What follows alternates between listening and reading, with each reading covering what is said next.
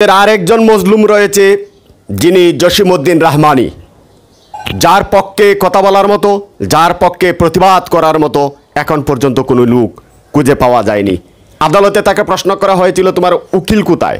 তিনি বলছিলেন আমার কোনো উকিল নেই, আমার পকেটে কোনো টাকা নেই, আমার পক্ষে কথা বলার মতো কোনো লোক নেই, আমি অত্যন্ত মজলুম। সেই মজলুম শেখ জসিমউদ্দিন রহমানীকে সরকার অনতিবিলম্বে মুক্ত করে দাও।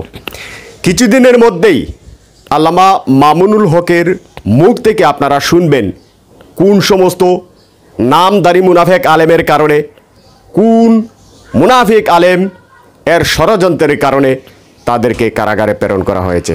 জসিমউদ্দিন রহমানী অত্যন্ত নিরীহ টাইপের একজন আলেম, যিনি সবসময় কেতালের পক্ষে, সবসময় জেহাদের পক্ষে ভূমিকা রাখেন, যার পক্ষে কথা বলার মতো, যার সাথে কিছুটা সহযোগিতা করার মতো বাংলাদেশে এখন পর্যন্ত কোনো লোক খুঁজে পাওয়া যায়নি। আর সরকারকে বলবো যে সরকার 15 বছর জোর জবরদস্তি করে যেভাবেই হোক তুমি ক্ষমতায় থেকেছ, সকল আলেমদেরকে মুক্ত করে দাও, হিন্দুত্ববাদী রাজত্ব থেকে আমাদেরকে মুক্তি দাও। 96% মুসলমানের দেশে এমনটা করতে দেয়া হবে না, এমনটা করতে দেয়া যাবেও না। আপনারা সকলেই জানেন মাদারীপুরে 2 জন মুসলিম ভাইকে হিন্দুরা মেরে ফেলেছে।